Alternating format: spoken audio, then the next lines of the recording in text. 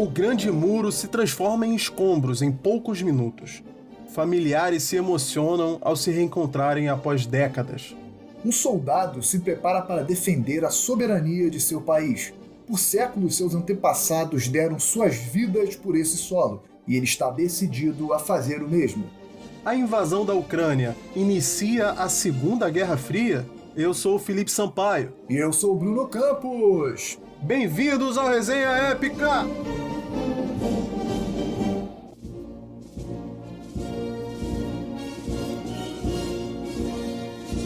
Um ponto que eu acho muito interessante nesse contexto da Guerra Fria é que ela se dá justamente entre dois dos grandes vencedores, dos principais vencedores da Segunda Guerra Mundial. De um lado você tem a União Soviética, foi aquela que efetivamente entrou em Berlim, na Alemanha nazista, colocou a sua bandeira soviética lá na capital.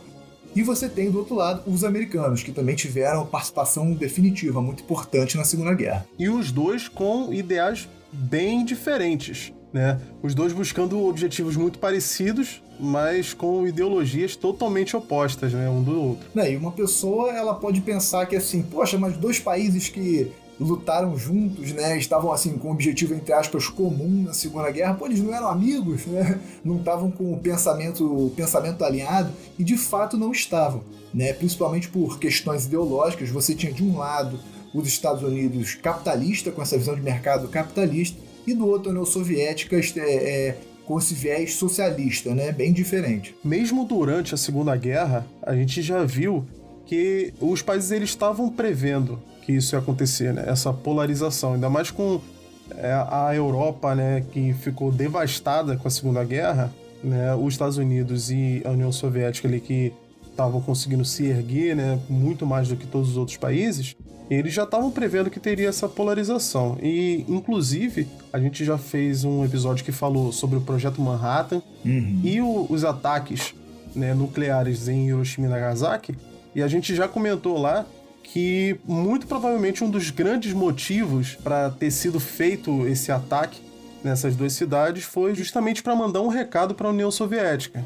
Justamente para a União Soviética não se atrever a se meter com eles. E você falou que a Europa, de um modo geral, estava devastada, e de fato estava, e a União Soviética se inclui nisso, né? Ela perdeu aproximadamente 16 milhões de pessoas no conflito, né? E você tinha um governo extremamente centralizador e autoritário que também não facilitava muito, né? E nesse contexto de Europa devastada, foi aí que os Estados Unidos ele teve uma ideia, né? Uma ideia de aproximação, de influência.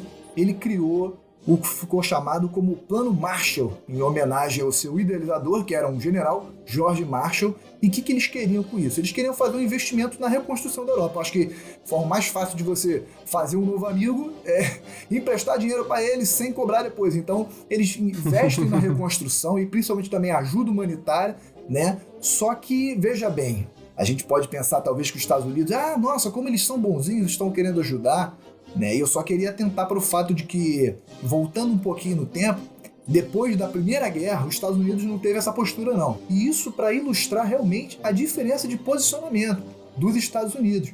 Então veja bem, na verdade, o que eles queriam, né, um dos motivos para esse plano Marshall também, era se aproximar de um mercado consumidor gigantesco que era a Europa. Tá? Então não foi só uma questão altruísta, vamos ajudar porque coitadinho deles, não. Tá? Eles quiseram expandir o Plano Marshall também, né? Quiseram incluir os países que estavam ocupados pelos soviéticos no final da guerra. Esses, obviamente, né, recusaram, né? Eles não iam aceitar isso de forma alguma, né? Só que a União Soviética não ficou de bobeira, não. Tá? Esse Plano Marshall ele foi criado em 1947 e implementado no ano seguinte. Tá? A resposta da União Soviética para essa aproximação dos Estados Unidos foi o Plano Comecon, Conselho Mútuo para Assistência Econômica. Tá? Obviamente o nome não era em português, provavelmente era em russo, tinha outro nome, e ele foi criado em 49, alguns anos depois. E a ideia era basicamente a mesma coisa dos americanos, queriam se aproximar, né? Só que esse plano Comecon, ele acabou se estendendo apenas para a Bulgária, Alemanha Oriental, Tchecoslováquia, Hungria, Polônia e Romênia, né? Foram poucos no início ali. Futuramente ele englobou também Mongólia, Cuba e Vietnã. Então a União Soviética também buscou essa aproximação. Então você vê aí já um conflito acontecendo, alguns anos após a Segunda Guerra Mundial, você já vê os dois países se mobilizando para impedir o avanço de influência, de comércio, de política de um e de outro. Ainda assim, isso foi uma guerra. Foi uma guerra fria porque não teve um embate direto entre os Estados Unidos e a União Soviética. Mas onde aconteceu a guerra, então? Aconteceram, na verdade, guerras por procuração, que seriam guerras que são protagonizadas por terceiros em outros territórios. Ela não aconteceu nos Estados Unidos nem dentro da União Soviética, mas ela aconteceu em outros estados, por exemplo, no Vietnã. A gente vê em vários filmes, o Rambo se passa nesse contexto, né? Os filmes do Rambo, aquele filme Platoon, que é muito bom, eles se passam dentro dessa guerra, né, que os Estados Unidos teve no território do Vietnã, mas a gente meio que... Eu acho que nem eles sabem exatamente porquê dessa guerra, né? Pra gente que tá de longe fica mais confuso ainda. Mas sem entrar muito, né, nesse assunto, foi uma guerra por procuração, foi uma guerra ideológica porque dentro daquele país estavam acontecendo as pressões, né, dos dois lados, dos dois polos ali, né? E ninguém queria abrir mão. Isso aconteceu na Coreia também, isso aconteceu no Afeganistão. Mas por que os Estados Unidos não entrava em batalha diretamente com a União Soviética, né? Porque os dois tinham armas nucleares que podiam acabar com o mundo. Simples assim. Simples assim. Então, eles estavam num estado de guerra ali, né? Eles eram rivais, mas eles não podiam se atacar, porque no momento que começasse, já era, cara. O final ia ser o final da humanidade. Exatamente. E eu acho que também é muito mais fácil você brigar com o seu vizinho se você tem certeza que a briga não vai ser dentro da tua casa, não vai quebrar teus pratos, suas coisas, né? Então foi isso que aconteceu. Como você falou no Vietnã, que já estava rolando uma separação, uma influência dos dois países, né? Você tinha um lado comunista, um lado socialista, isso aconteceu no Afeganistão também, revolta, os dois países se enfiavam, né, no meio desse contexto. Na Coreia, aí, né, que inclusive ainda está vivendo essa guerra. Isso, né? Então esses dois países se enfiavam no contexto de outras nações, impunham seu poder, impunham sua influência, e aí, né, rolava bastante coisa, bastante combate, bastante morte também. Uma outra criação de planos, né, a gente falou do plano aqui que eram planos econômicos, era de ajuda financeira, basicamente, né, mas teve também dois planos, né, um ocidental e outro da União Soviética, que já era uma coisa bem militar.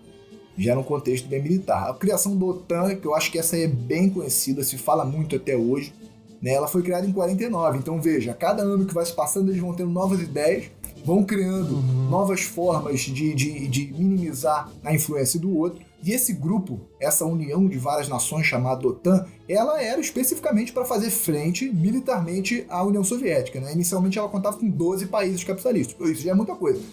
Imagina um poder bélico de um país só, né? Imagina agora 12 países se juntando, né, para falar, não, olha só, não é bem que assim a banda vai tocar, a gente vai tocar do nosso jeito, né? E a maioria dos países que compuseram a OTAN inicialmente eram países da Europa, principalmente, né, Reino Unido e França ali, que eram bem alinhados politicamente com os Estados Unidos. E por outro lado, né, como eu estou mostrando aqui que a União Soviética sempre traz uma resposta à altura, ela criou o Pacto de Varsóvia, né? Quem não sabe, Varsóvia aí é a capital da Polônia. Tem um filme também chamado Zoológico de Varsóvia, de 2017. Ele não entra muito nesse contexto de Guerra Fria, não. Mas é um filme muito bom, ele se passa durante a Segunda Guerra Mundial. Eu acho muito legal o pessoal assistir aí para entender. Tá? O Pacto de Varsóvia já foi criado em 55, então veja, passou mais uns anos ali também. Aquela briga do gato e do rato. Eu crio um negócio, você cria outro. Eu crio um negócio, você cria outro. Né? E o objetivo estratégico dele era fazer frente à OTAN. Né? Mas eles incluíam basicamente os países satélites da União Soviética, né?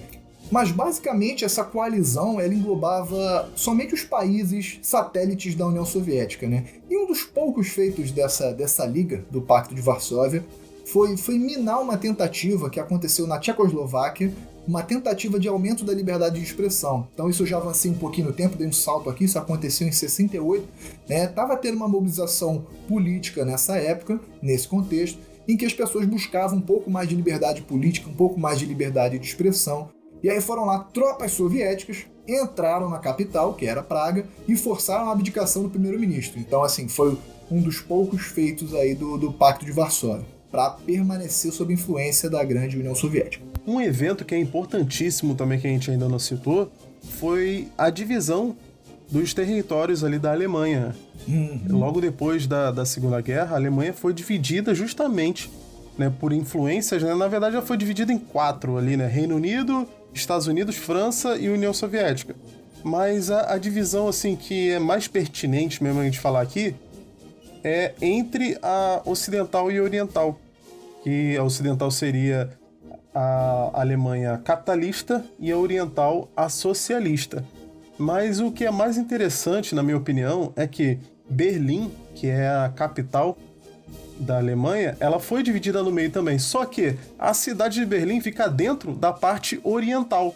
Então, o país foi dividido no meio e a cidade também foi dividida. Tinha uma ilha capitalista dentro da Alemanha socialista ali.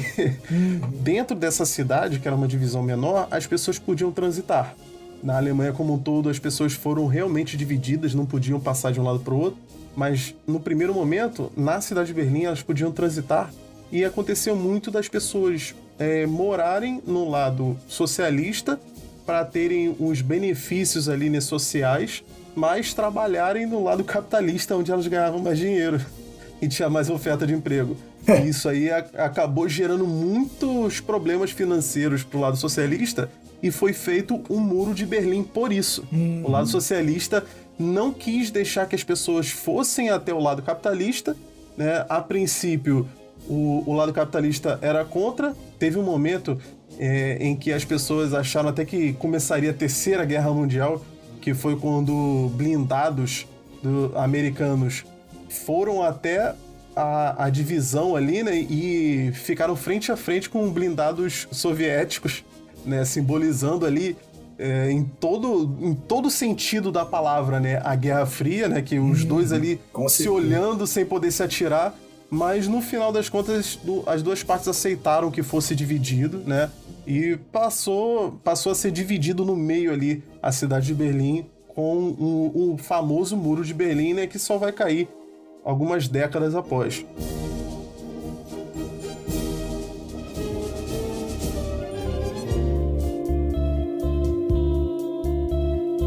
E aí a gente vai entrar agora num momento específico aqui sobre a União Soviética em que ela começa a estagnar a sua política econômica, né? Ela saiu da Segunda Guerra Mundial de forma até estável, né? Eu falei que tiveram muitas perdas em termos de vida, mas como ela foi vitoriosa de uma guerra, isso, querendo ou não, acaba trazendo benefícios financeiros, só que chega um momento de estagnação, né? O modelo econômico russo, nesse momento, por causa de seu modelo socialista, ele não tinha propriedade privada, tá? Tudo pertencia ao Estado, o preço era definido pelo Estado. Então, veja bem, um país daquele tamanho, cara, um país daquele, quer dizer, vários países, né? A União Soviética é uma colisão de vários países, né? Daquele tamanho, e um poder central único, né? Definia como as coisas iam acontecer nas periferias também, nos países mais distantes, né? Vai precificar os produtos, vai dizer como eles serão produzidos, né? Então isso gerou uma crise econômica, porque é muito difícil, cara, você controlar tudo sozinho, né? Acho que na nossa vida particular já é difícil, imagina num contexto de você conduzir vários países, né? E principalmente também, como era tudo centralizado, não tinha concorrência. E é aquilo, quando você não tem concorrência, dificilmente você dá uma variada no teu produto, né? Você vai investir no seu próprio produto para o seu mercado consumidor, você não tem concorrência. Não tem ninguém querendo te roubar o teu consumidor, então acabava que a qualidade dos produtos também ficava estagnado, principalmente os produtos agrícolas. Nos livros de George Orwell, em especial o livro 1984, que é uma leitura muito boa, tá? Eles são ficções, tá? Ele não é um livro didático de história, mas eu acho que são livros muito bons também para você entender, dentro dessa realidade distópica de George Orwell, um pouquinho dessa coisa de controle político. Controle extremo, né? Controle extremo político, em que eles controlam qual é o produto que você vai poder consumir no mercado, qual é a bebida alcoólica que você vai poder consumir no mercado, né? No livro fala bastante dessa coisa. Eu não lembro direito o nome da bebida, eles criam o nome de uma bebida lá para representar o que seria a vodka, né? Porque eu acho que é uma das principais bebidas da União Soviética e da Rússia. Né? Então eles criam uma bebida lá fictícia para mostrar que a oferta dela é muito grande, mas não tinha variedade, você não podia beber outra coisa. Sobre o 1984, eu acho interessante também deixar claro aqui que 1984 é um livro que ele é muito usado para atacar sem dúvida. O comunismo, de um lado, né? E o outro lado usa ele para atacar o capitalismo. Eu acho que, assim, o George Orwell, que na verdade é um pseudônimo, né? Eu acho que o nome dele era Eric Blair, eu não me lembro agora, mas ele era assumidamente comunista, tá?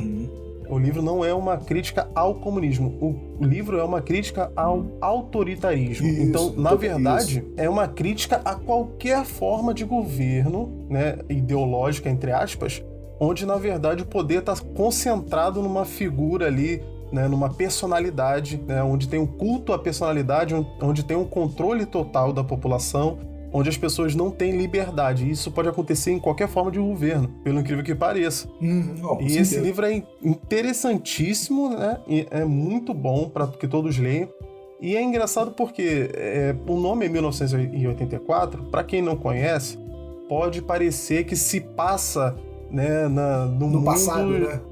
No passado. Mas quando ele foi escrito, ele estava falando do futuro, né? Era um futuro para ele. Em 84, né? Exatamente. Então é um livro meio de um futuro distópico, né? Onde todos são controlados por esse líder, né? Que ele tem... Você pode associar claramente ele com Stalin, lógico, tanto quanto com Hitler também, ou qualquer um ditador, né? E é interessante que eles chamam esse cara, esse líder, de o Grande Irmão. Grande Irmão. E ele tem várias câmeras em todas as casas, em todas as ruas, e ele monitora tudo que você faz.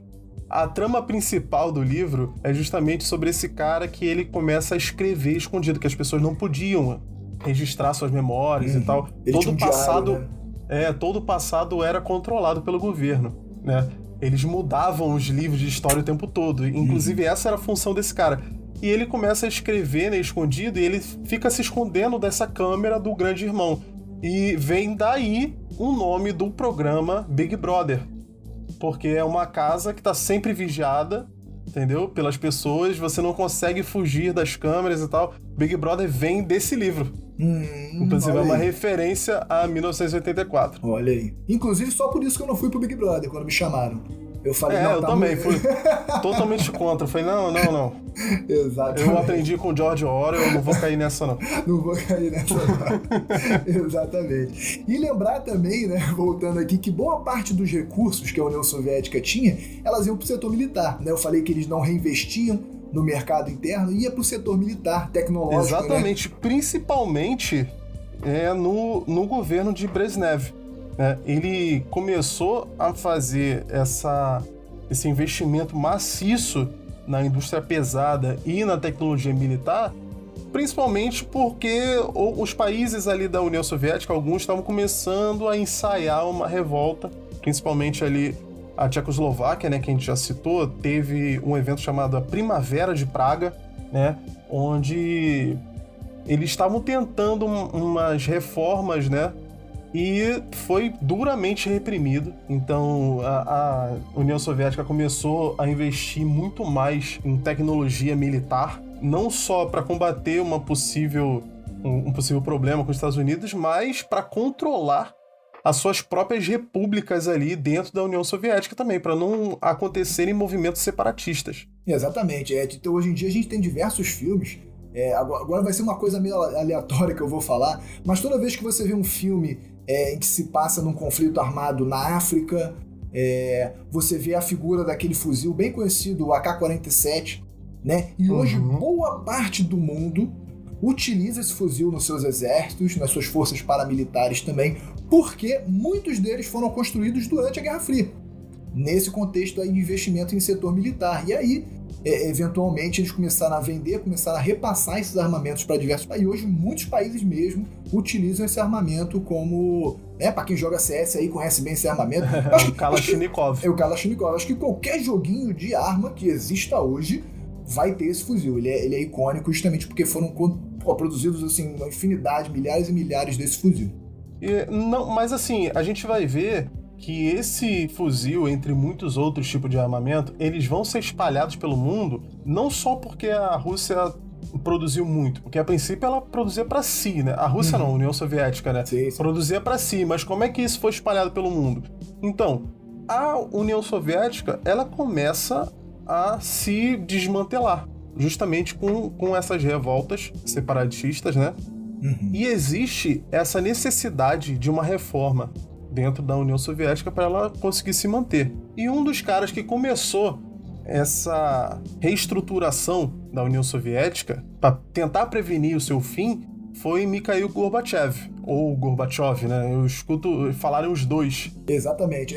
Provavelmente o nome dele tem duas origens, por isso que as fontes realmente, até mesmo na internet, se você procura, tem escrita das duas formas, né? Esse cara, se você que tá ouvindo aí tem pelo menos a minha idade, a idade do Felipe Sampaio, você com certeza já viu uma foto dele, um vídeo dele na televisão. Ele é aquele cara da manchinha na calvície. Ele era calvo e tinha uma manchinha bem característica. Né? Então, esse cara... falando essa manchinha aí, essa manchinha eu lembro de um filme, eu não lembro qual é o nome, cara, mas tem um filme do Leslie Nielsen, não sei se ele é um policial ou se ele é um agente da CIA ou uma coisa assim, só sei que em dado momento ele encontra com o Gorbachev e ele fala, não, aqui, essa mancha aqui é falsa, ó, vou te mostrar aí. Ele fica esfregando a cabeça do Gorbachev tentando tirar a mancha. Eu vou procurar depois o nome desse filme. Eu acho que é um dos Corra que a polícia vem aí, eu acho, cara. É um deles, não sei qual. Só podia ser, né? Com uma cena bizarra de cômica dessa aí, né? Mas esse cara, o de verdade, né? O Gorbachev de verdade, ele cria dois planos de nomes muito esquisitos. Né? Quando eu li a primeira vez, eu pensei, pô, isso aqui deve ser nome de míssil, de satélite russo, alguma coisa, mas não é não. O primeiro deles foi a Perestroika, esse nome bem esquisito, que na verdade só significava reestruturação econômica, como você citou. O que ele queria com essa reestruturação? Ele queria reduzir a centralização econômica. Né? Eu falei que tudo era centralizado num lugar só, ele regulamentava um preço, regulamentava meios de produção. Né? Então, quando ele chegou com essa ideia, o Estado não tinha que necessariamente regular tudo. Né? Pô, sei lá, tem o preço do papel higiênico, por exemplo. Pô, deixa o pessoal ajeitar da forma que for mais conveniente para a sua localidade, para o seu meio de produção e tal.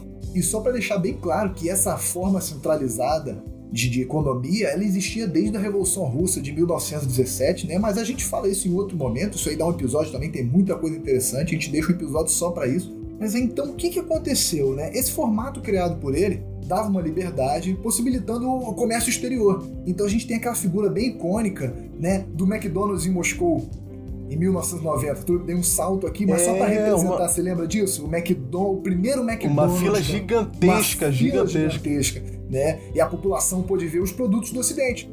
Uma coisa que não existia ali, né? Então isso já pode ter gerado ali o pessoal olhando e falando, poxa, acho que tá melhorando, do jeito que tava não tá legal, mas tá melhorando. Só que a política em si, como um todo, não deu muito certo. Porque muitos outros políticos, né, os conservadores, não apoiaram. Porque eles eram conservadores e queriam manter essa coisa centralizada. Né? Isso só levou mais desorganização no campo de produção, né, fazendo agora, antes a população não passava fome, ela só não tinha diversidade de produto. Agora a população começou a passar por um período de fome também. Né? Isso gerou mais insatisfação ainda. A perestroika não trouxe só o empreendedorismo, né? Ela trouxe também o multipartidarismo. Agora não teria só o Partido Comunista. Estariam abertas as oportunidades ali de se votar em outros candidatos com outras visões políticas também. Não, com certeza. E nesse contexto político, a outra reforma do Gorbachev foi a Glasnost, mais um nome esquisito, a Glasnost, que era realmente uma reestruturação, só que dessa vez no setor político. Buscava transparência nas decisões políticas e uma abertura maior para o povo decidir.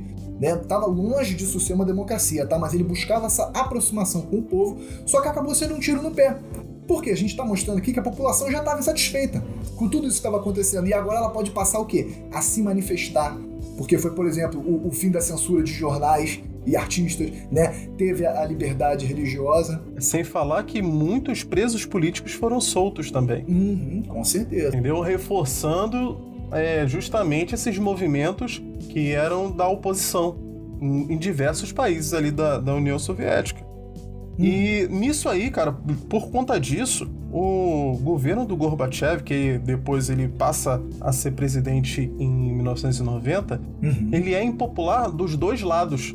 Porque os conservadores acham que ele estava sendo liberal demais, entendeu? E os liberais acham que ele ainda estava sendo conservador demais, então eles queria que ele... Então, isso aí começou a gerar quase que uma guerra civil ali dentro dos países, entendeu? Dentro de toda a União Soviética, e gerou muito conflito, tendo protestos, principalmente em 88, depois da Glasnost.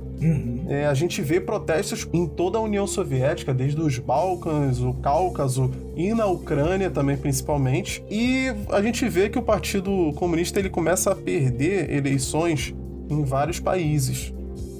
Então, essa forma de governo socialista ela estava perdendo a força cada vez mais, né? E a União Soviética estava perdendo todo o seu poder e toda a sua influência em todos esses países que faziam parte, né, da União. E chega um ponto, cara, em que os conservadores eles até ensaiam um golpe de Estado. Ocorre um golpe de Estado onde eles tomam o poder em 91, só que as pressões são tão grandes que esse golpe de Estado ele dura 3 dias. E eles se rendem. Que golpezão, então, hein? Já era tarde demais, cara. Nesse meio tempo aí, tanto a Ucrânia quanto outros 9 países da União Soviética conseguem a sua independência, né, da União. E meio que em 91, meio que eles só assinam aquilo que já estava feito, né? O Gorbachev, ele declara a dissolução da União Soviética e ele declara a Rússia como estado sucessor, né, da União Soviética. Inclusive, ele passa todos os códigos para as armas nucleares pro presidente da Rússia. Esse processo de separação, que culminou em 91, como você falou, né, ele aconteceu diferentemente em cada lugar. Né? Tiveram países que foi de forma totalmente pacífica, como, por exemplo, Polônia, Hungria, Bulgária, né? E tiveram outros países que teve enfrentamento ali com o exército soviético e tal, mas você já vê que a União Soviética estava perdendo a sua capacidade de influência. Eu só queria deixar um relato aqui que 1988, como você citou, foi um ano muito importante. Teve um símbolo muito grande, porque o Gorbachev ele discursou na ONU e ele declarou nesse momento que todas as nações deveriam ser livres para escolher seu destino sem interferência externa. Cara, e tipo assim, isso vai totalmente ser um discurso totalmente contrário ao pensamento socialista, né, ao pensamento comunista. Então esse cara aí foi um símbolo muito forte, e isso motivou justamente esses países que eu citei. Isso aí que você falou é polêmico. Isso aí que você falou é polêmico, Os países poderem ser livres de influências externas, isso aí não vai contra o pensamento socialista e comunista, não. Desculpa, isso é essência, não. Contra o pensamento isso vai autoritário. Exatamente. Refiz meu discurso aqui, tô perdoado? Refiz meu discurso aqui. Não tô aqui pra defender comunismo, não, tá, pessoal? Não. Deixar bem claro. A gente abre aqui pra nem tô forma. falando contra também, tá? É que os dois lados se veem como totalitários, né, cara? Eu acho que esse é o problema. O pessoal que defende o capitalismo aponta para o comunismo e reclama de tudo aquilo que, na verdade, são sintomas de totalitarismo e não de comunismo, e vice-versa. Exatamente. Me corrigi aqui, né? E é como você falou, aqui a gente abrange todas as formas de pensamento, sem preconceito nenhum, é óbvio. Né? Menos a Terra plana. Menos a Terra plana. Mas é isso. E tudo isso culminou lá na Revolução de 1989, que teve como grande marco a queda do Muro de Berlim, que a gente citou, que foi esse muro que realmente dividiu Berlim no meio entre o lado ocidental e o lado oriental. Uma coisa interessante aqui, uma curiosidade, é que muitos veem isso como a vitória incontestável dos Estados Unidos, né, durante a Guerra Fria. A União Soviética se rendeu, os Estados Unidos venceu e tal. Na verdade, cara, os Estados Unidos não queria a dissolução da União Soviética. Tem alguns documentos que comprovam isso. Até porque é perigoso para os Estados Unidos que todo esse arsenal, como a gente já tinha falado antes, né, da quantidade gigante de Kalashnikov, né, mas principalmente o arsenal nuclear, era muito perigoso que isso fosse espalhado para outros países, né, para outras... Exatamente, até que fosse contrabandeado. Mas os Estados Unidos não jogam para perder, né? Já que aconteceu, eles usam isso aí como propaganda, principalmente como propaganda política, né? Nós vencemos e tal. E a gente vai ver que essas armas vão ser sim contrabandeadas, principalmente para África né? Como você mesmo falou, a África vai se encher de Kalashnikov, né? Durante o início dos anos 90, justamente por isso. Muito contrabando do armamento soviético. A gente consegue ver isso no filme Senhor das Armas, com Nicolas Cage. Muito bom. E o Jared Leto. É um filme que eu adoro, um filme muito bom mesmo. E a gente vai ver que esse armamento aí vai ser espalhado e vai ser usado em várias guerras civis, né? Infelizmente aí vai ser usado da pior maneira possível. Da pior maneira para a qual as armas foram fabricadas, né? Então... a pior maneira é que ela foi feita para ser usada, infelizmente. Né? E embora, como você falou, os Estados Unidos não quisesse a dissolução e o espalhamento das armas nucleares, aconteceu. A União Soviética terminou em 8 de novembro de 1991 e a Rússia, principal nação ali da União Soviética, voltou a ser somente a Rússia.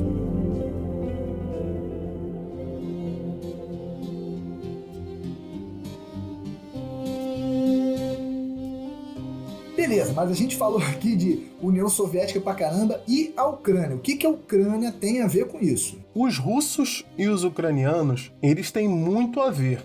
Isso começa lá com os Rus de Kiev. O que acontece é que a gente está falando aqui do século IX, mais ou menos.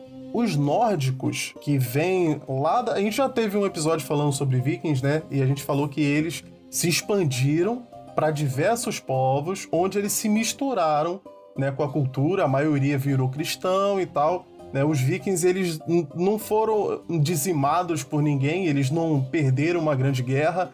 Então, eles simplesmente não sumiram. Eles deixaram de ser vikings para começarem a ser outras coisas, né? Então, esses invasores, vamos dizer assim, esses migradores, né, nórdicos, eles foram se fundindo com outras etnias e, nesse caso específico aqui, os nórdicos se miscigenaram com os eslavos, né, e deram origem aos Rus de Kiev. O que é um Rus? Um Rus é justamente uma aristocracia, né? Seriam tipo os nobres que são dessa descendência dos nórdicos, né? Que viviam na região que hoje é a Rússia, a Ucrânia e Bielorrússia. Playboy, né? De Kiev.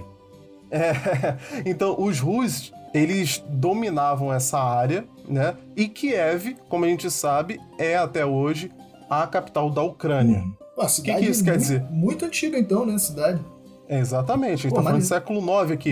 Então, o que isso quer dizer? A gente está falando dos antepassados dos dois, tanto dos ucranianos quanto dos russos, certo? Eles têm antepassados em comum, eles vêm do mesmo povo, eles vêm desses Rus de Kiev. Esses Rus de Kiev, eles começam uma expansão e lá em 988, o príncipe Rus chamado Vladimir, ele consegue chegar até a Crimeia. E lá, inclusive, ele constrói uma igreja cristã, né? Marcando ali a chegada dos cristãos naquela área. Só que, cara, essa área, por milênios, assim, por séculos e séculos, ela é disputada por muitos povos. Não dá pra gente falar sobre todos eles aqui, mas eu vou adiantar que, depois disso, eles vão ser dominados por mongóis, por tártaros, entendeu? E a gente só vai voltar a ter os russos aí de novo nessa área lá no século XVIII. Até então, no século XVIII ali, era uma área que era dominada pelo Império Otomano, né? A gente também já falou sobre o Império Otomano em outro episódio aí. E o Império Russo, ele começa a se expandir, que ele quer chegar nessa área ali. É uma área de grande interesse, não só porque está ligada ao passado, né, do Rus de Kiev, mas é uma coisa muito estratégica, é um ponto muito estratégico. Por quê? A Rússia é gigante e ela é banhada por oceano, só que são águas frias e por boa parte do ano esses mares são congelados, então são muito difíceis de navegar e muito ruins para fazer comércio. A Rússia, ela precisa de um mar de águas quentes, né, como se diz. Então, que não deve ser tão quente assim, mas com certeza é mais quente que o congelado lá. Então, que não é congelado. Não é congelado, né? Tem aqueles vídeos daqueles navios quebradores de gelo que realmente ele vai passando assim, cara, é absurdo. Uma máquina daquele tamanho vai passando, quebrando o gelo. Mas assim, isso não é nem um pouco saudável, nem em termos econômicos, em termos comerciais falando, né? Então realmente precisava dessa saída aí. Exatamente. Então eles se voltam pro Mar Negro, né? Ali na Crimeia, eles vão ter acesso, inclusive, pro Mediterrâneo e tal. É o que eles precisam, entendeu? Por isso é uma área muito disputada. Então, o Império Russo, nessa época aí do século XVIII, começa uma invasão ali e, acelerando aqui as coisas, né? Os russos e os turcos, eles vão ter guerras intermináveis, cara. Assim, são os povos que, durante a história da humanidade aí, são um dos povos que mais entraram em guerra. Eles tiveram 10 guerras seguidas, né, por conta disso. O resto da Europa, inclusive, chegou a se unir nessa época para tentar impedir o avanço do Império Russo, né, que queria, depois da Crimeia, eles queriam se expandir mais ainda em direção ao resto da Europa, né? Mas aí o Império ele consegue firmar a sua posição ali na Crimeia, né? E essa região da Crimeia continua sob o poder do Império Russo até a Revolução de 1917, né? Quando os bolcheviques assumem o poder, né? Assumem o governo e eles instituem a União Soviética, a República Socialista Federativa Soviética Russa. Então, a União Soviética... Não dava pra botar na camisa, botaram só URSS.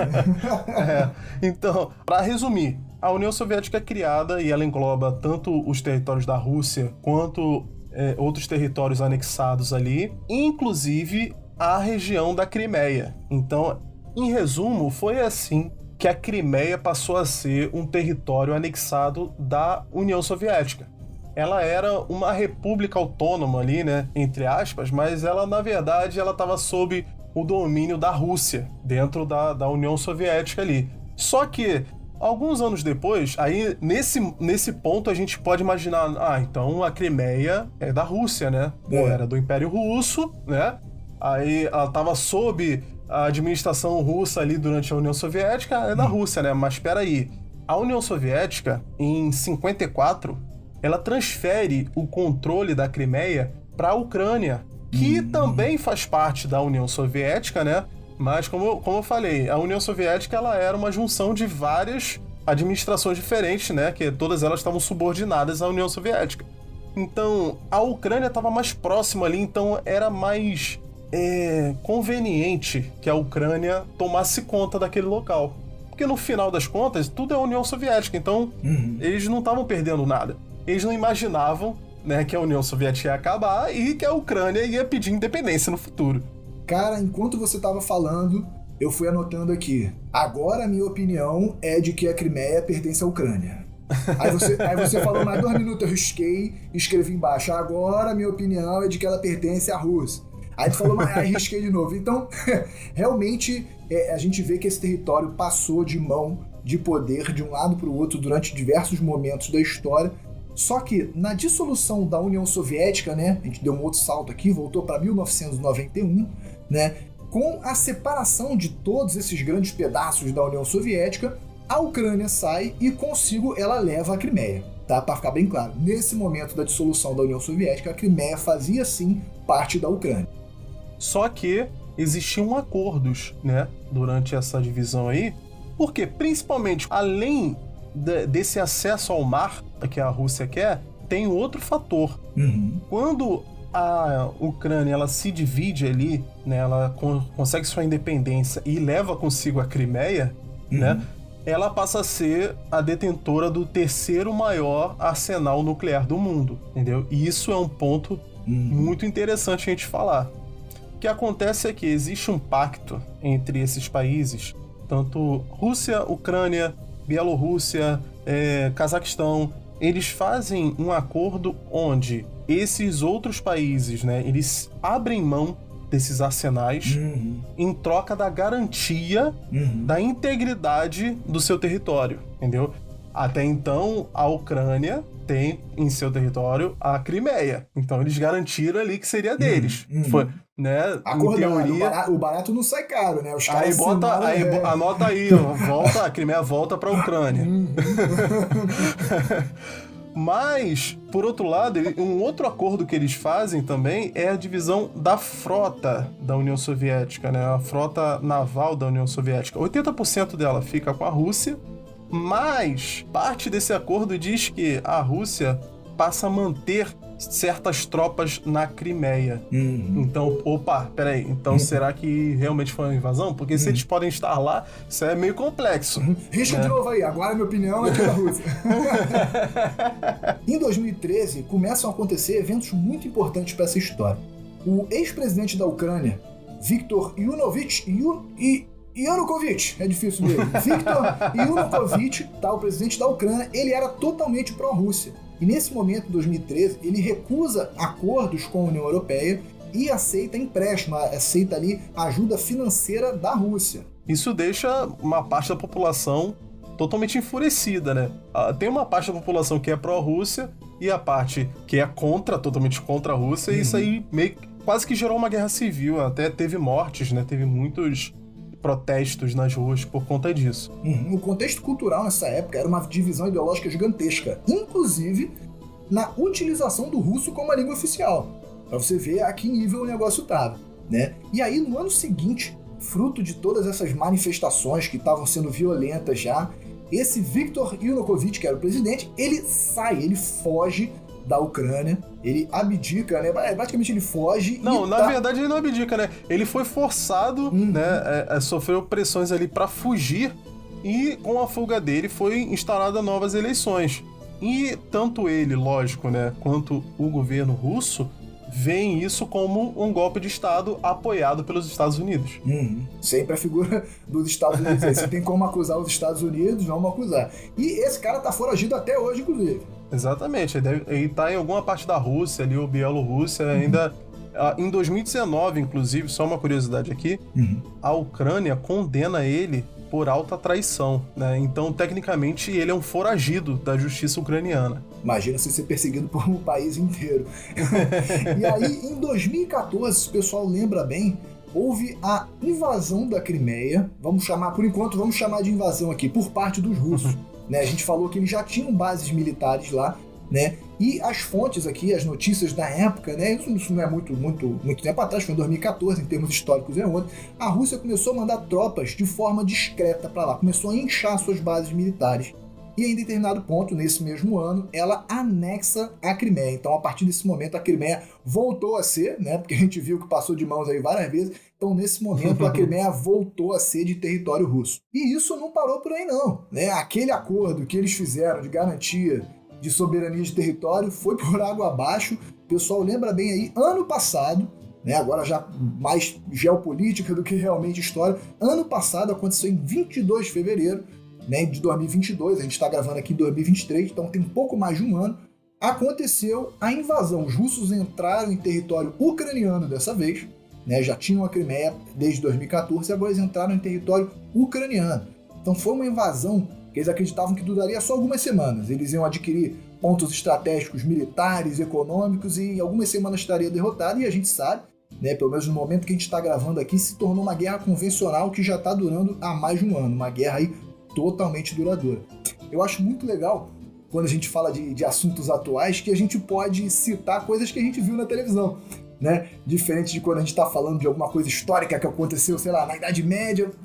Eu não estava lá, não é verdade? Só que agora, esse contexto, a gente pode até dar falar de algumas coisas que a gente viu na televisão, algumas participações, né? Algumas publicações, e uma muito interessante, que eu acho que está totalmente alinhada com essa coisa que você falou do Rus de Kiev, né? Que é esse fator ancestral. Em 2021, isso antes da invasão, o presidente russo, Vladimir Putin, esse cara aí que agora tá na boca do povo, é o cara que não sai da mídia, né? Ele escreveu um artigo, escreveu não, né? Provavelmente alguém escreveu por ele assinou, em que ele relembrou, entre outras coisas, né? Um artigo bem grande, em que ele relembrou o antigo povo russo, né? Esse que você citou, considerado o ancestral comum de russos, belorussos e ucranianos, né? Destacou diversos marcos da história comum para defender uma visão de que os russos e ucranianos são um povo só. Isso aconteceu em 2021. E, curiosamente, um ano depois o cara vai lá e lepa nos caras, né? E isso lembrando que em vários momentos da história, a Ucrânia foi explorada pelos russos, né? A gente está discutindo aqui, não, mas faz parte de quem? Historicamente, o que é mais conveniente? Mas uma coisa que é fato é que a Ucrânia foi explorada pelos russos, né? Em especial, a gente falou da Guerra Fria, né? A gente sabe que a Ucrânia e a Crimeia são grandes produtores de cereais, né? Que a gente fez um episódio aí, né, do que é mais antigo, o pão ou a cerveja. Então a gente sabe que o cereal hoje, até hoje, é a principal fonte de alimentação. Produz o pão e a cerveja, né? Principalmente? Principalmente, que é muito importante.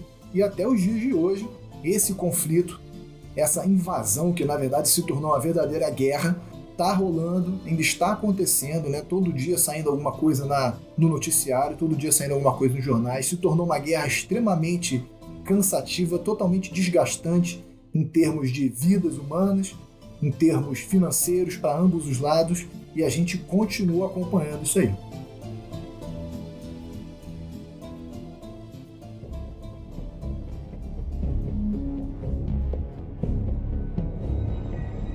Meu amigo Bruno Campos, afinal de contas, a invasão da Ucrânia inicia a Segunda Guerra Fria? Meu amigo Felipe Sampaio, eu acredito o seguinte: a gente usa hoje em dia o termo Guerra Fria para citar um momento da história, né? Ele é bem pontual, bem específico. Mas se a gente pegar e abranger o conceito de Guerra Fria para uma coisa de polarização mundial, independente do momento histórico, tá? Mas de polarização mundial, em que um está buscando a soberania de influência e o outro também, eu acho que dá para a gente dizer que essa invasão, essa guerra da Rússia e da Ucrânia, não inicia uma Segunda Guerra Fria, mas que na verdade ela pode ser dita que é uma continuação da primeira.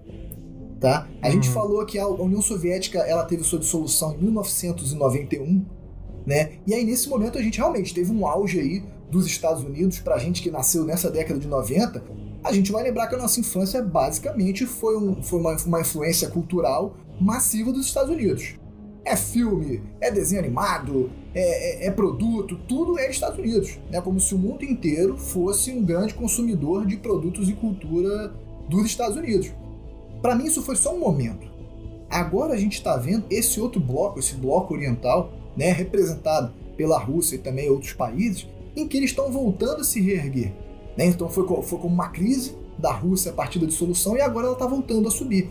E talvez, se a gente enxergar a invasão da Ucrânia como uma expansão dos seus territórios por fatores econômicos, né? A gente sabe que a Ucrânia é um dos principais exportadores de grão, né? Como a gente falou, para o mundo inteiro, né? Então para mim isso é uma questão puramente econômica, né? Tá querendo expandir a sua influência. E tem um ponto muito interessante também, né? Porque ao longo da história a Ucrânia sempre serviu como zona tampão para Moscou, né? Como a gente sabe, Moscou é a capital da Rússia, só que ela fica lá na Europa, fica mais perto da Europa, não fica aquele grande pedaço asiático gigantesco. Então tá muito próximo da Europa.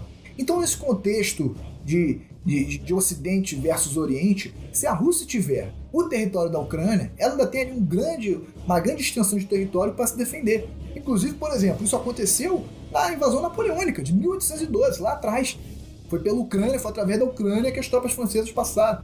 Durante a Primeira e a Segunda Guerra Mundial também foi o território da Ucrânia que salvou os russos, né? No caso, a União Soviética, naquele momento ali. É militarmente estratégico, é economicamente estratégico, e eu acho que foi nessa linha aí que o presidente russo, Vladimir Putin, decidiu tomar essa decisão de invasão, né? Fazer frente também à OTAN. A gente falou da OTAN, que foi criada durante o contexto da Guerra Fria, mas ela existe até hoje. Né? Ela começou com pouquíssimos países, hoje ela já tem 31 países, sendo que um entrou ano passado, foi a Finlândia, entendeu? No momento que a gente está gravando aqui, na semana que vem, vai acontecer uma reunião na Lituânia, tá? O presidente da Ucrânia ele foi convidado pelo secretário-geral da OTAN, em que eles vão discutir, obviamente, vários temas, né? Uma reunião muito grande, mas eles vão discutir a possível entrada no futuro, né? Essa ladainha de sempre da Ucrânia entrar na OTAN ou não. Mas você vê que isso também influencia diretamente, né, na postura russa dessa guerra. Né? Ele disse, né, isso está documentado, ele disse para o presidente ucraniano: a OTAN está do lado da Ucrânia, estivemos do lado de vocês após a anexação ilegal da Crimeia em 2014. Então veja bem, é tudo um lance de narrativa. Um enxerga de uma forma, outro enxerga de outro, mas o fato é, resumindo agora tudo que eu trouxe aqui, é uma questão militar, é uma questão econômica, e eu acredito que a Rússia sim quer expandir os seus domínios, tal qual a União Soviética fez durante a Guerra Fria. É um assunto extremamente complexo. Extremamente, mas eu vou adiantar que eu não acho que seja uma Segunda Guerra Fria. E eu não acho que seja uma extensão da Guerra Fria que a gente já conhece. Eu discordo de você nisso aí. Sem problema, já acostumei. Vou nem reclamar dessa vez. Cara, eu acho que nós temos aí envolvidos vários nomes repetidos, né? A gente vê a influência dos Estados Unidos nessa situação e a gente vê que o nosso mundo ainda é polarizado, só que, primeiro de tudo, os dois grandes polos hoje não são mais União Soviética, né? Lógico que não existe, mas não é a Rússia. Não é a Rússia e Estados Unidos. Hoje a gente tá vivendo num mundo China e Estados Unidos, né? E por mais que a China e a antiga União Soviética, né, e hoje a Rússia, tenham visões e ideais parecidos, nós sabemos que não são a mesma coisa. E essa guerra, cara, essa guerra que tá acontecendo agora, lógico que é uma guerra de interesse, né? A Rússia tem muito interesse naquela região ali, mas isso é uma guerra muito antiga, né? Isso precede a Guerra Fria original, entendeu? E eu acho que por mais que exista a presença dos Estados Unidos e da OTAN ali, na verdade isso está acontecendo porque os Estados Unidos eles sempre vão estar num conflito onde eles podem tirar vantagem, em todos eles. Sem dúvida. Entendeu? Se tem um conflito, dá para tirar vantagem dele, os Estados Unidos vai estar lá, principalmente se ele não tiver que sujar as mãos, entendeu? Se ele não tiver que fazer alguma coisa efetivamente, se ele puder só agir com embargo, né? Se ele puder só agir com influência, pô, melhor ainda. Mas essa guerra é entre Ucrânia e Rússia, sim, entendeu? Por mais que tenham fatores externos que aumentem a tensão, que ajudem ou que atrapalhem, mas isso é uma guerra entre os dois. Os dois têm um grande interesse ali naquela área e, independentemente se o mundo tivesse polarizado ou não, isso iria acontecer e não tem nada a ver com armamento nuclear. Então, não é Guerra Fria, não é uma segunda Guerra Fria, não é uma extensão da primeira. Isso é uma guerra, na minha visão, é uma guerra que está correlacionada, né? Ela está relacionada à Guerra Fria, tanto quanto a Guerra Fria esteve relacionada à Segunda Guerra, entendeu? Mas são guerras totalmente diferentes. Mas e você que está ouvindo aí, o que você acha? Você acha que é uma extensão da Primeira Guerra Fria? Você acha que é uma Segunda Guerra Fria? Você acha que não tem nada a ver? Fala pra gente qual é a sua opinião. Campos, fala pra eles aí como é que eles podem falar com a gente. Pessoal, entra lá no Instagram, @resenhaépica. Pô, segue a página lá, a gente vai colocar toda vez que a gente lança o episódio, a gente coloca lá uma postagem para vocês acompanharem. O lançamento acontece todas as terças-feiras, tá? Mas ao longo da semana também tem um monte de postagem com curiosidade histórica que a gente coloca lá. Pô, muito legal. Curte lá, segue a página, dá um feedback pra gente, pode mandar direct, não tem problema nenhum.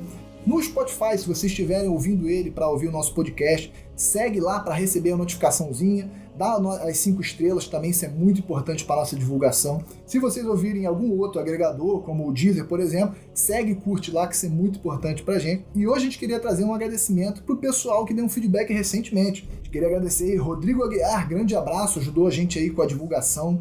A nossa grande amiga Amanda, que deixou aí recentemente sugestões de pauta pra gente, pode ter certeza. A gente já tá estudando, a gente vai gravar o episódio, fica acompanhando que vai sair o episódio aí com o tema que você pediu. Vai ter. Muito boas sugestões, inclusive. Nosso também grande amigo Ariel de Oliveira, deu um feedback super legal sobre um dos últimos episódios que a gente lançou do Império Romano. Tá? Ele é um cara muito entendido sobre a história do cristianismo. Quem sabe um dia ele dá uma ajuda aí pra gente, é convidado, fala aí um pouco disso aí também. Pessoal, dá um feedback lá, dê sugestões que vai ser muito bom. A gente quer esse contato com vocês, isso é muito importante. Por hoje a gente vai ficando por aqui e até o próximo episódio. Valeu!